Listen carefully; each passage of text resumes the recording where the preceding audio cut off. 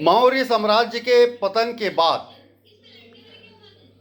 का काल, जिसे हम मौर्योत्तर काल के नाम से जानते हैं, उस काल में अनेक विदेशी आक्रांताओं ने भारत में आकर अपनी शासन सत्ता स्थापित की। इनमें हिंद, यवन अथवा इंडो ग्रीक, उसके बाद शक, फिर पार्थियाई या पहलव प्रमुख थे। इन्होंने मौर्य साम्राज्य के अवशेषों पर अपनी शासन सत्ता स्थापित की और इनमें ये कई इनकी शाखाएं थी। हिंद यवन की कई शाखाएं थी, शकों की कई शाखाएं थी और मुख्य रूप से इन्होंने आधुनिक पाकिस्तान के सियालकोट और तक्षशिला को अपनी राजधानी बनाकर अपना शासन किया।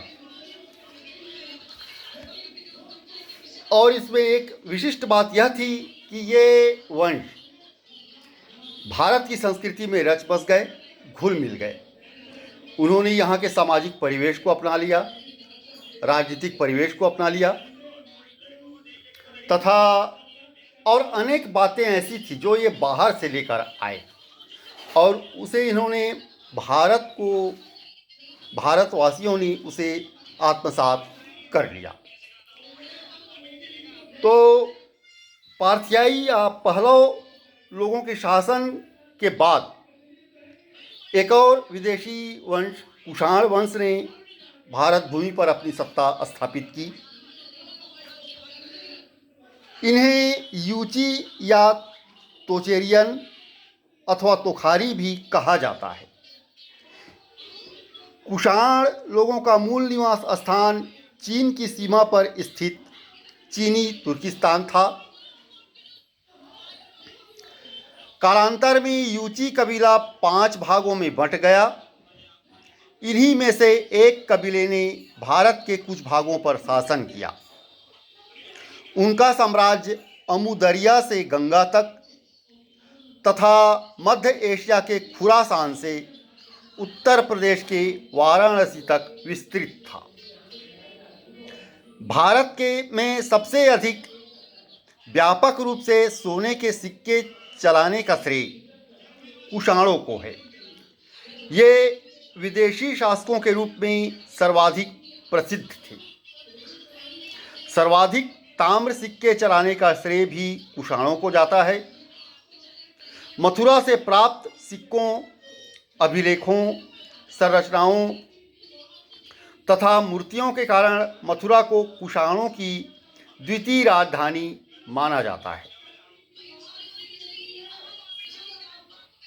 ये बात ध्यातव्य है कि चूंकि मथुरा से अनेक कुषाणकालीन सिक्के, अभिलेख और संरचनाएं मिली हैं तथा मूर्तियां भी मिली हैं, इस कारण मथुरा को कुषाणों की द्वितीय राजधानी के रूप में जाना अथवा माना जाता है। ईरान का कुछ भाग, अफगानिस्तान, पूर्व सोवियत गणराज्य में सम्मिलित एशिया का बड़ा भाग कुषाणों के अधीन था। आरंभ में पेशावर अथवा पुरुषपुर कुषाणों की आरंभिक राजधानी थी। कुछ प्रमुख शासक हैं कुषाण वंश में, जैसे कुजुल कडफिसेस। यह भारत के पश्चिमोत्तर प्रांत पर आक्रमण करके कुषाण वंश की स्थापना करने का श्रेय इसी को जाता है। इसने केवल तांबे के सिक्के चलाए थे।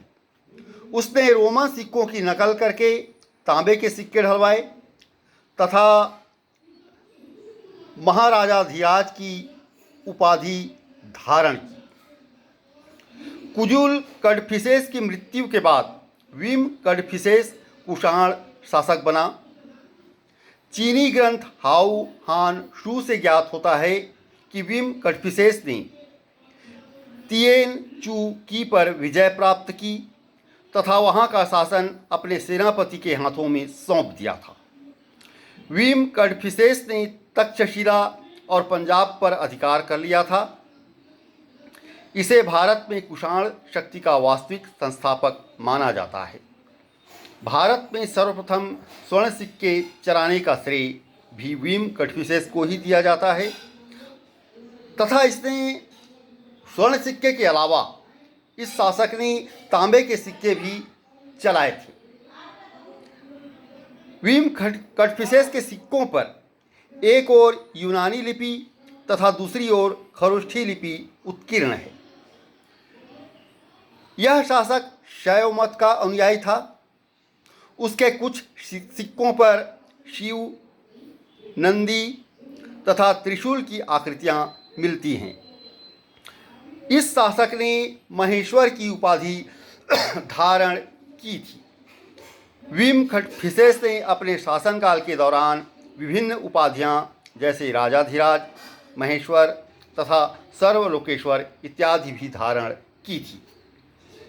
कनिष्क सर्वाधिक विख्यात कुषाण शासक था जिसने 78 ईस्वी में एक संवत चलाया जो शक संवत कहलाता है। इसे वर्तमान में भारत सरकार द्वारा भी प्रयोग में लाया जाता है। वर्तमान में शक संवत चैत्र माह 21 या 22 मार्च से प्रारंभ होता है। कनिष्क की प्रथम राजधानी पेशावर अथवा पुरुषपुर एवं दूसरी राजधानी मथुरा थी।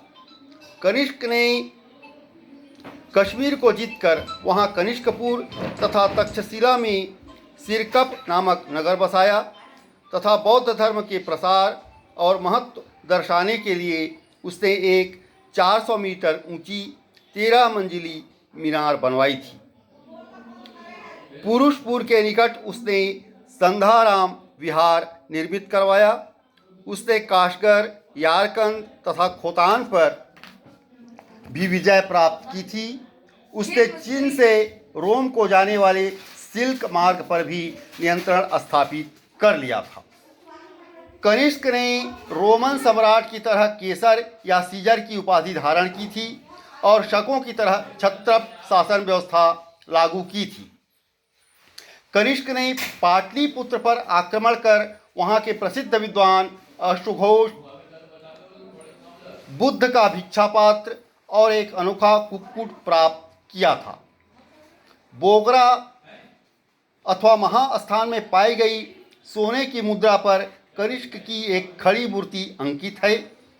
मथुरा में कनिष्क की एक प्रतिमा मिली है जिसमें उन्हें घुटने तक चोगा एवं पैरों में भारी जूते पहने हुए दिखाया गया है। इसके द्वारा जारी तांबे के सिक्के पर बुद्ध का दृश्य अंकित है। कनिष्क कला एवं संस्कृति साहित्य का महान संरक्षक था। इसके समय में मूर्ति कला की गांधार एवं मथुरा शैली का विकास हुआ। कनिष्क के दरबार में पार्श, वसुमित्र, अश्वघोष, नागार्जुन जैसे विद्वान तथा चरक जैसे चिकित्सक रहते थे। कनिष्क ने पेशावर में एक मठ और विशाल स्तूप का निर्माण करवाया था। कनिष्क का चीन के शासक पान चाओ से युद्ध हुआ था जिसमें कनिष्क की पराजय हुई थी। कनिष्क को द्वितीय अशोक भी कहा जाता है।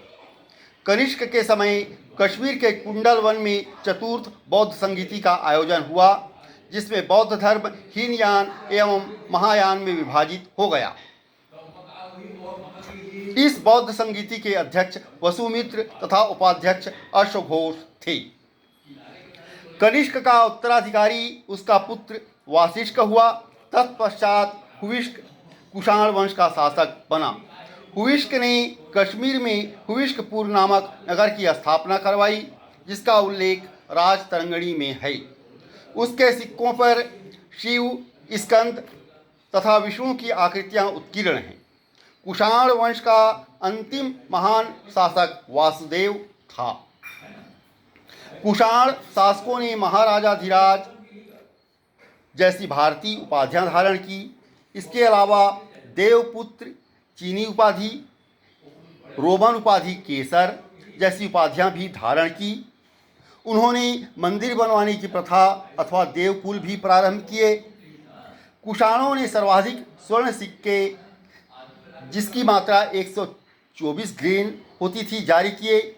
उन्हें सर्वाधिक ताम्र सिक्के चलाने का भी श्रेय प्राप्त है।